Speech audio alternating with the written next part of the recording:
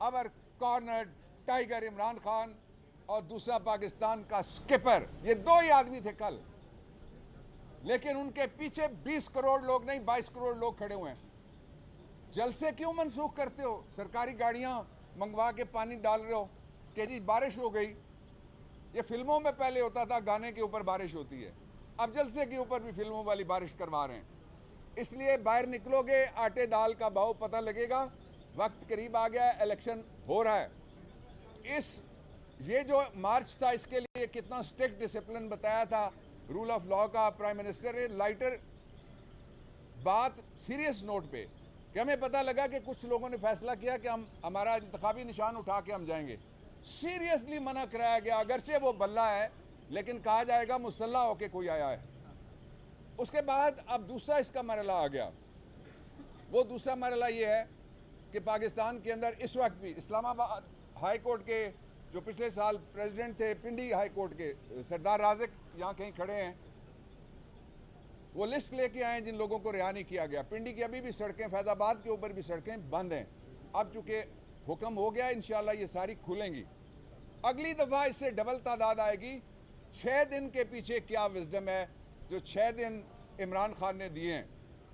एक विजडम ये है कि कोई हमसे गिला ना करे कि हमने किसी जगह के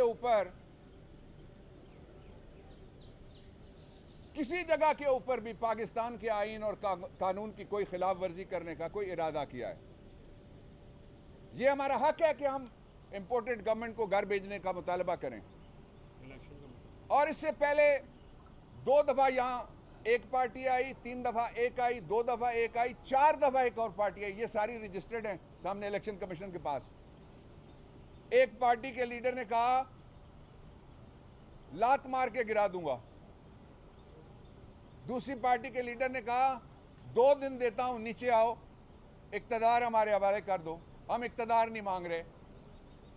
तीसरी पार्टी आई, उन्होंने कहा कि जब तक नए इलेक्शन नहीं होंगे, आजकल वो नए इलेक्शन के नाम से डरते हैं।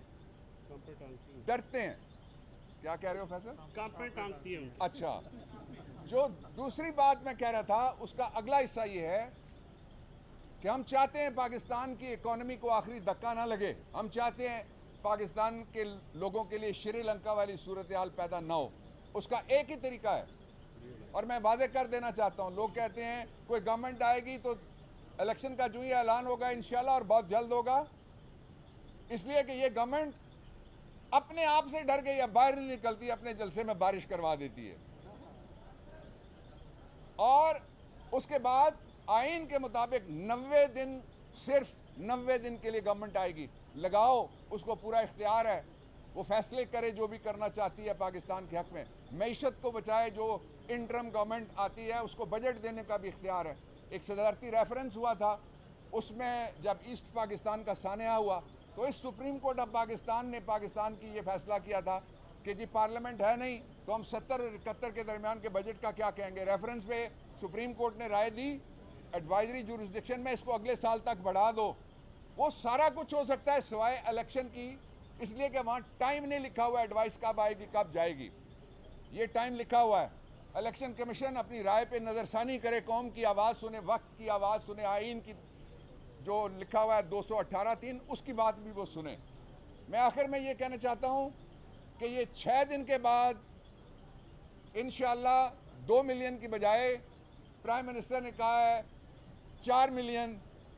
4 मिलियन पिंडी, इस्लामाबाद, पोठवार की आबादी बहुत ज़्यादा है। हर गली में से लोग निकले,